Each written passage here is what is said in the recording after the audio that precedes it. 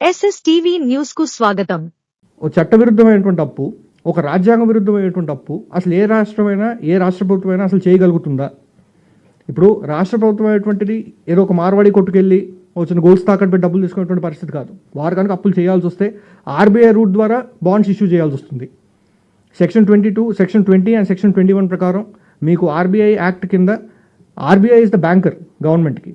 And debt management కూడా ఏ రాష్ట్రం అయితే సెక్షన్ 21A కింద ఆర్బీఐతో సైన్ చేస్తారో అన్ని రాష్ట్రాలు కూడా సైన్ చేస్తారు. సో డెట్ మేనేజ్మెంట్ చేసేది కూడా ఆర్బీఐ.